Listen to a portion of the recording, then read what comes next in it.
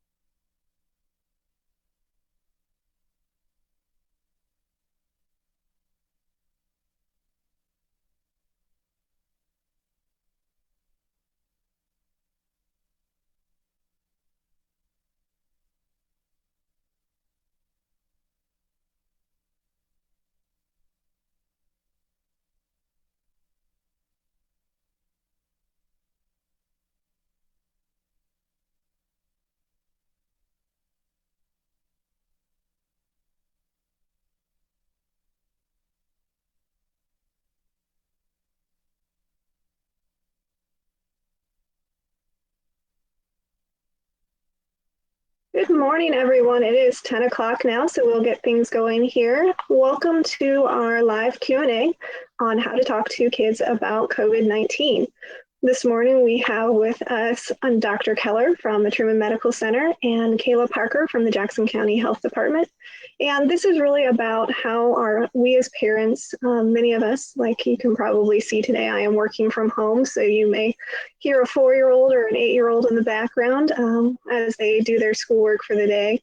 But we're all sort of living in a new environment right now, and there's a lot of different stress that we haven't had to deal with and a lot of questions that we haven't had to answer before as parents, guardians, and caregivers for those youth in our lives. So today we have Dr. Keller, and she is going to talk to us sort of about the behavioral side of things and some tips and resources that you can use in the household. And Kayla will talk more about the health side of things and how to explain COVID-19 to those youth in our households. So at this time, I'll ask Kayla to introduce herself a little bit more and give us a brief overview on what COVID-19 is for kids. Hi, thanks, May.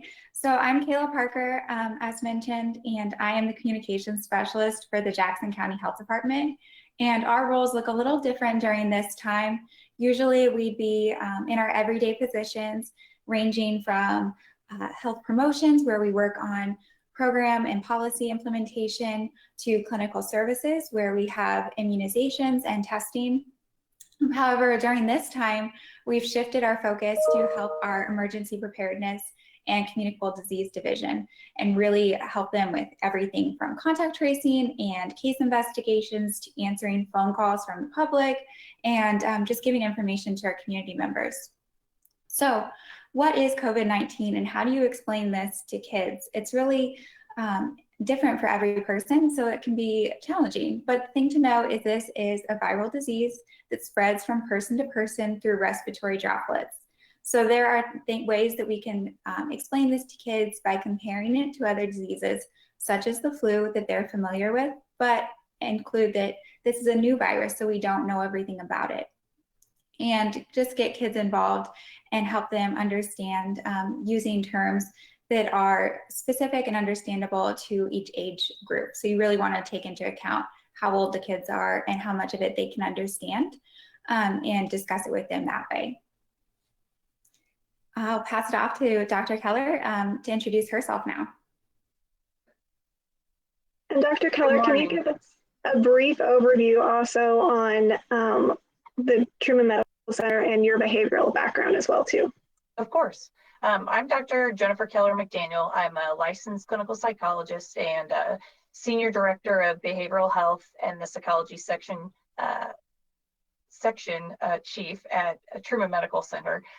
Truman, as many of you know, is a pretty large hospital system. We have 2 main hospitals and numerous ambulatory outpatient clinics. One of the clinics that serves a number of Independence residents is Lakewood Counseling, which is located in downtown Lee Summit. One of the things that COVID has impacted in terms of services is just our service delivery. Fortunately, we've been able to continue to provide services to our patients, whether that be therapy services or medication management. We have the opportunity to do this through telehealth. And so that's been really exciting that we've still been able to provide that quality care. So for us, even though the form in which we've been able to provide the services has changed, we are still able to reach our patients. And so that's very exciting for us. So, Dr. Keller, one of the biggest questions that we are seeing is stress in the kids. How do we, as parents, guardians, and caregivers, help identify what stress looks like for the different age groups and the different ways that it may present right now? One of the big things that no matter the age group that you can tell is a major change in behavior at all. I mean, most parents know their kids better than anybody else. And so I think it's important for them to pay attention to any major changes. Now, with everybody being stuck at home, I do think that this may look different than it does at other times. However, if you notice really significant changes in sleep, even though everybody is in the house together, if your children have become more clingy or you've noticed an increase in separation anxiety, that would also be another sign. Things like extra tearfulness, things that are really out of the ordinary for your child. Those are big things to watch and might be signs that you might need to reach out and get some additional support. But the biggest thing, like I said, in general, would be to look for major changes in your child's behavior. How can we as parents help model the best way to deal with the stress of this unique time? Well, of course, this is very unique times, unprecedented, and parents are just as stressed as their kids are. And I think first and foremost, parents are entitled to feel stressed. You're entitled to feel however you feel. So I think being stressed right now, having a lot of anxiety about the things that are going on is completely normal. I think as parents, the most important thing is to start to model how do we cope in a healthy way. And so first and foremost, I think it's important to take your kids' lead in terms of the amount of information you share with them about what's going on. Many kids have lots and lots of questions and others don't really care right now. We're finding a wide variety of responses. And so take their lead, answer their questions in a very simplistic, kid-friendly way, give them facts. That is the most important part in terms of COVID. I think in terms of coping though, I think as parents, as if you can get even a moment by yourself to take kind of a deep breath, to kind of recharge. It's very difficult when everybody is in the home together. So that might be stepping outside, taking a bathroom break where your children do not invade your space, trying to just kind of take that moment to calm down and to breathe. And providing some kinds of activities for your family that are fun and engaging so that we have some forms of distraction at home so that we're not constantly inundated with all of the information on TV and misinformation at times too, which can increase the anxiety. We are seeing, and I know my kiddos are asking questions about the numbers. We see the numbers going up in our area and explaining to them what that means. So Kayla, can you talk a little bit about what those numbers mean and how that really is, how we can start explaining those to the kids as we're talking about it around the dinner table? Definitely. So the thing is that we want to give our kids the facts, but without fear. So being really open and honest about what's going on and what it looks like is a great way to start the conversation. We have our data dashboard up on our website, jacohd.org, and it provides those numbers and a breakdown between ages and zip codes, things like that. So depending on how curious your kid is and how much they can cognitively process, you can walk through some of those numbers and say, these are the amount of people that are affected. It doesn't mean that they are going to be severely sick. They may not show any symptoms at all, but they have this virus and they've been exposed. One of the other things to understand, and if you are able to with your child, is say that there might be more numbers that we're not aware of just because there are limited testing. So just say that we don't know, and that's why we're staying inside and staying safe and taking the necessary precautions. It's a great way to start the conversation, but understand that the numbers don't tell the whole story, and there's a reason that we are taking extra precautions during this time. Dr. Keller, anything you would add to that? No, I agree with Kayla. I think that trying to stick with facts is probably the best in the most kid appropriate way. Again, some kids will have lots of questions, others will not. And I think that some things too, like normalizing that we anticipated that the numbers would go up, with exposure, and it takes a while for symptoms to show up. And so some of that is what we expected. I think that also gives them kind of a sense of control back, that this part isn't unexpected. As those cases rise, that's what we anticipated. That's why we're taking all these measures to try to keep everybody safe.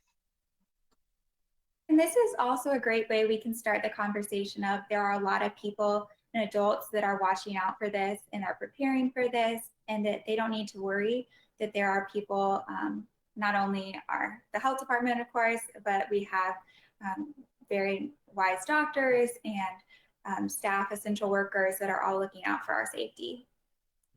I definitely think that adding on to what Kayla said, that giving that control back to the kids is important. And so then you can start to talk too about what you're doing as a family at home too, to try to keep safe, and simple things like hand hygiene and things like that gives the kids some power in all of this. I think that's really essential. Definitely. There are things that kids can do and that they should be practicing anytime, but now it's really important. And, simple things like washing hands with soap and water. You can make it fun by picking a 60 or 20-second song to sing while they wash their hands, reminding them to cover their cough or sneeze with a tissue or their elbow, and practicing that social distancing. Well, and as part of social distancing, our children are now out of school for the rest of the year, which is a significant disruption to their normal daily life. Kiddos are sad about not seeing their friends and their teachers, and they're learning in a new way, which is adding significant stressors to the household and their lives as well. How can we talk to kids and let them know that it's okay to be sad, Dr. Keller? Well, I think first and foremost, just validating how they feel. Like, it really makes a lot of sense that people feel pretty sad that they don't get to do the things that they usually do.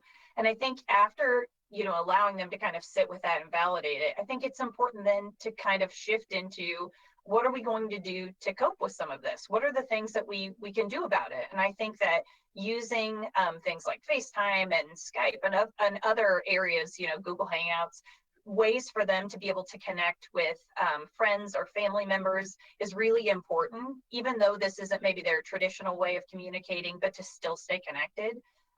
The same kinds of things with home routines, trying to impose some kind of structure or routine to the day, because kids really thrive on that consistency and predictability. So the more you can impose some kind of daily schedule, the better. And so they know kind of what to expect. And these are really uncertain times, but there are these pieces that we can kind of give them that control back. And we are seeing, particularly for our seniors and older teens, they are losing out on some of those significant milestones for their high school time.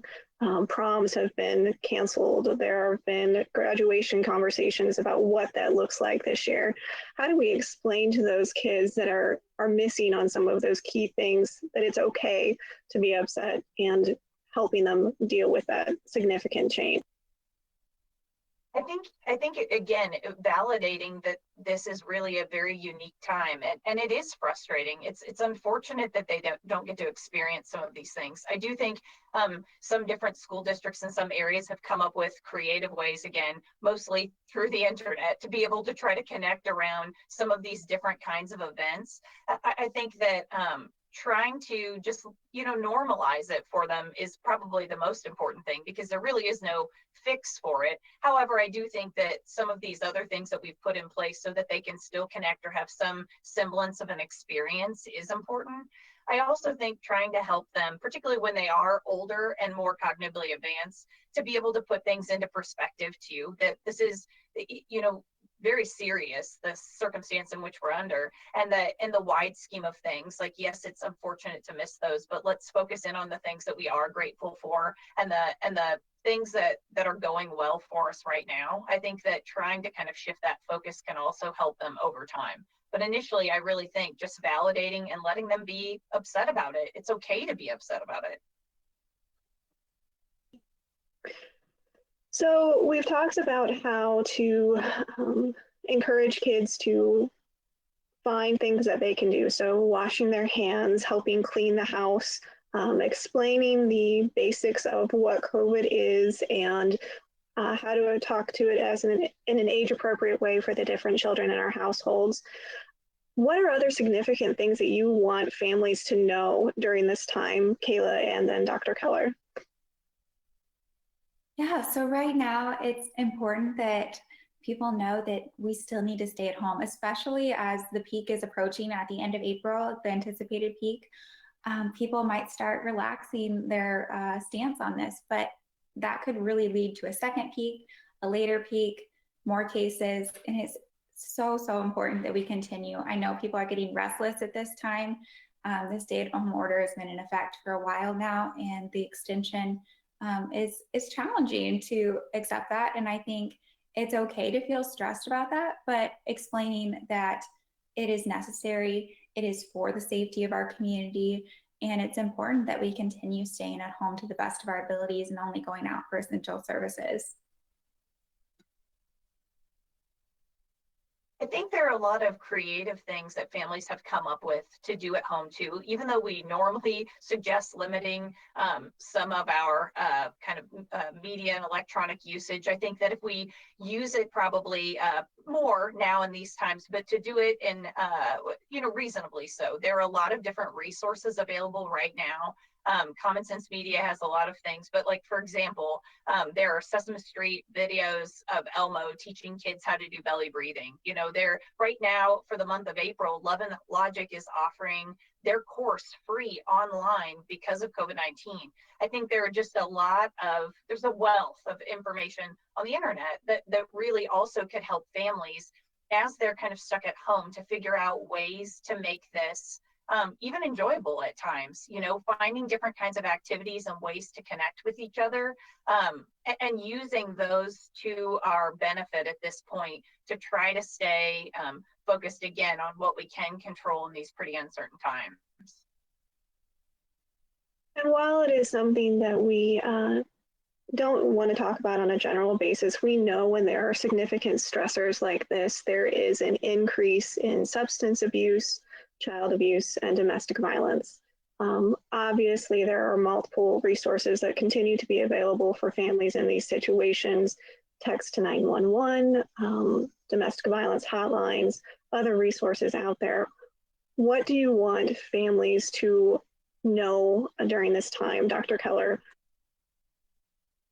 I think that the most important thing is that help is still available. I think that given all the different service areas sometimes that have been shut down because, for social distancing, I think a lot of healthcare and the kinds of services that would still be needed in the event of those situations that you described, they are still available. I think it's absolutely imperative to try to reach out for help.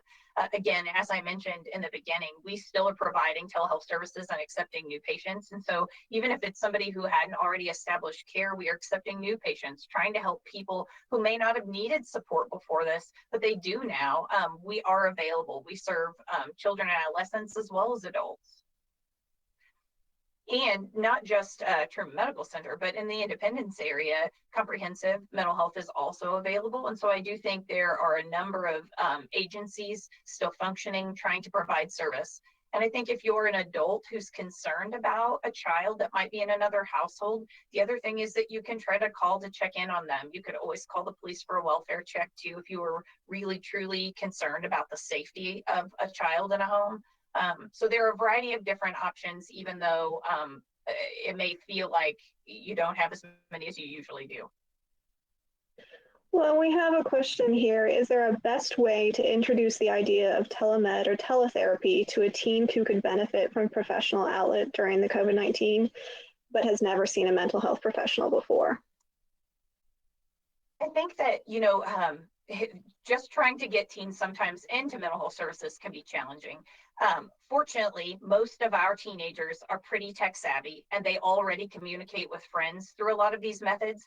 And so I think trying to just help them see that it's another person to talk to, and the very platforms, oftentimes the kinds of platforms anyway, that they're used to. And so it's an opportunity for them to try it out. Here's the other thing. Even if they do try it and the provider isn't a good fit or they don't like the platform, they don't have to continue with it. There are also a plethora of providers out there. And so I think that it's important for you to be able to give it a chance and see if, if there's a connection and you're able to kind of move forward with it. And if not, that just may simply not be the provider for you too. So I think that, again, going back to the modeling, if parents are also struggling, if they too are utilizing services, that becomes a good model for the teen or the kid as well, that they too are willing to use those platforms and to be able to try to get the assistance that they need. What are some key terms we as parents can use to model in a healthy way that it's okay not to be okay? Well, I think that as parents, again, when you're at home with your kids 24/7, I think they're going to see your frustration. They're going to see your sadness. They're going to see your anxiety. And I think all of that is okay. I think the key is that when you feel that, they're watching, to be able to identify it and then to talk through what you're going to do to be able to cope with it. I think that that's the key, because it's not all in just what you say, it's also in what you're doing, because they're always watching. And so I think, again, you're entitled to your own experience around this. And it's really important for you to figure out healthy strategies to be able to manage that, so that they can see, like, I can feel this way and I can also cope in a healthy way. We are entering the sort of peak in the state of Missouri over the next 2 weeks. Kayla, what can families anticipate seeing more of in our community as we head toward that peak? Anticipated date later this month. Yeah, so I think we can continue to see more restlessness and people getting a little bit anxious about when they can return to their normal way of life. And so as that increases, it's essential to keep a check on how your mental health is doing, and how you're communicating with others. I know it's really easy to lash out when you're in that state of being scared or uncertain. And so just communicating and being honest with yourself as well as with others about how you're feeling, and just keeping that in check and remembering that this will end. It's a good thing that there is a peak, because that means we're going to be on the downhill side of things, and we can just keep pushing through as a community and staying together on this, then we'll get through it quicker. In looking through all of the different stories that are out there on this, it's important for families to understand that while there is an initial peak, this is not something that will necessarily be over at the end of April, or even when we start opening communities back up in mid-May. So summer activities are going to be impacted as we continue to work towards those vaccines and antibody treatments. Can you talk a little bit more, Kayla, about what we're looking to from the health field to safely reopen our cities, so to speak? Yeah, so first off, it's not going to be all at once. We're not going to go from being stay at home to having large gatherings again. It's going to be a slow rollback, and we need to be prepared for that things won't be instantaneous, and that there will need to be time, because there's still cases. It's not going to go away overnight. People are still recovering, people are still sick, and we still need to use caution as we move forward. Dr. Keller, how do we explain to kids if a family member is hospitalized during an event like this and they're not able to see them, and in some cases may not be able to talk to them? How do we help the kids deal with illness in that way?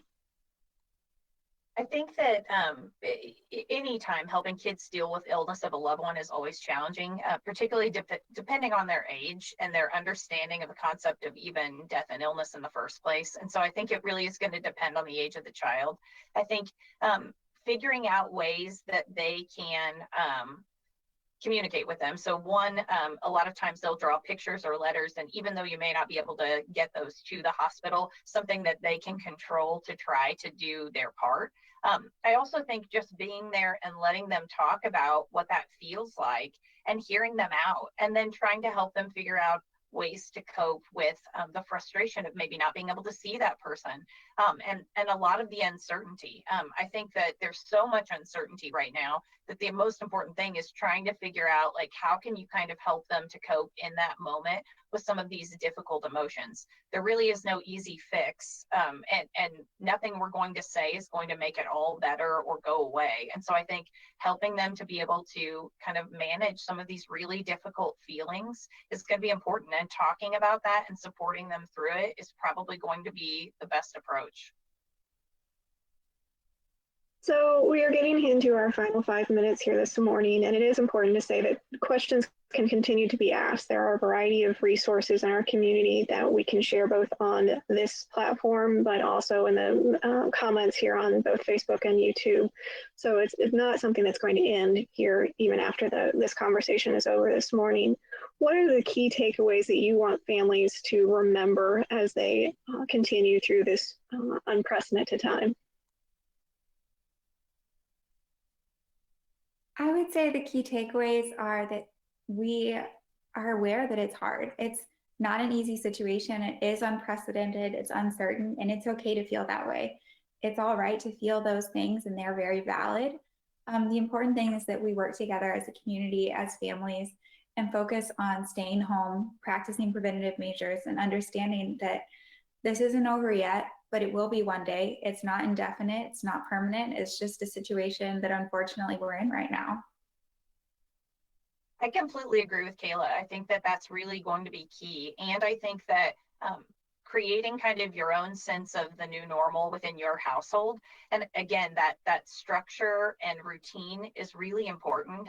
If you can create, oftentimes for small children, having kind of visual schedules of what the day, especially as parents are wearing all of these different hats, as parent, teacher, caregiver, chef, cleaning, like all of these things. I mean, that is really overwhelming, and no one is going to be master of all of those things. It's impossible and unrealistic. And so I think having some semblance of a routine or structure and schedule, some predictability in the day, and really trying to help kids, like, as they move through each transition with prompts and reminders and lots of praise. I think those are the kinds of things that we can control to kind of create some sense of normalcy within our households during these really uncertain times. Well, and one area that we haven't hit on is we know that there are households with kids that have very diverse needs with different abilities, behavioral, physical needs that parents are now having to meet even more demand there. What do you say to those parents of the special needs kids during this time? I think it's important to, particularly for the different service providers or services that you might be involved in, whether that be, OT, therapy, medication management, other kinds of things, to stay connected to your providers through the telehealth platforms that are being offered, so that you're continuing to get those supports. Nonetheless, I think when you're trying to manage and do a lot of the things, like when you're used to, for example, having a special education teacher and a para and some of these other resources available, just know that you're not going to be able to do all of those things. It's really, I think, giving yourself a little bit of a break because it's unrealistic that you're going to be able to accomplish all of those things, and to just do the best that you can. As I mentioned with routines and schedules, I do think that particularly for kids with special needs, the more concrete those schedules are, and again, maybe even visual schedules with warnings as transitions approach, prompts for those transitions, lots of praise, really trying to help them with, again, that predictability and consistency. That's going to be even more, it's important for all kids, but even more important when you have kids with special needs. And we are a household with a kiddo that has behavioral needs. So one of the things that we are regularly recommended is to find those special times where we can spend extra time with each of the kids doing something that they like to do, particularly during a stressful time. What does that look like, Dr. Keller? Well, I think that kids are really creative. So depending on what the kid wants to do, that could be a game. It could be some kind of imaginative play. It could be some kind of activity or watching something, in terms of some interactive learning. I think letting the kid really drive that time is super important because, again, it gives them some control. And I think you following their lead, I think that's really important. So the kind of activity matters less if the child is really invested in it. So letting them have some say in what is this like fun time going to look like when you have that individualized moment. Well, thank you guys so much for taking some time to talk with us today. As we close out here, what are the key resources that you want citizens in Eastern Jackson County in our area to know about as they work through this situation? First off, I'd say go to our website. It's jacohd.org. You can get those facts that we talked about from the data dashboard. We also have a list of resources, and we'll post any relevant news that we want to share with the community there. So please visit that and follow us on Facebook and Twitter and Instagram as well. And we'll continue sharing updates as we have them and providing additional resources.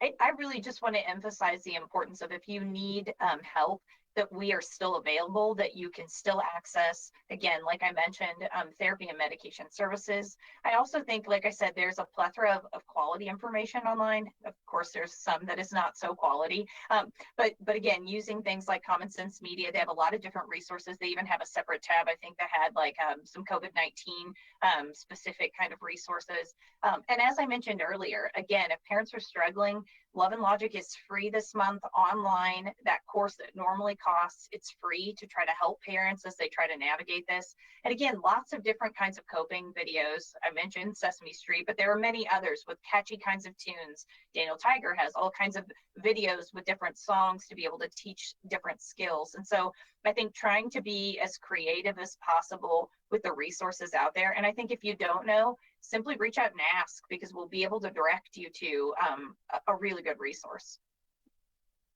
Well, thank you guys again. And as Kayla mentioned, you can continue to follow the City of Independence on our different social media platforms, Facebook, Twitter, Nextdoor, Instagram. We'll be sharing this video on Facebook, YouTube, and the City 7 Government Access channel. You can continue to send questions on this Facebook post. And again, we will work with Kayla and Dr. Keller to respond appropriately or direct you to the correct resource. But thanks for joining us this morning, everybody, and we'll talk to you again soon.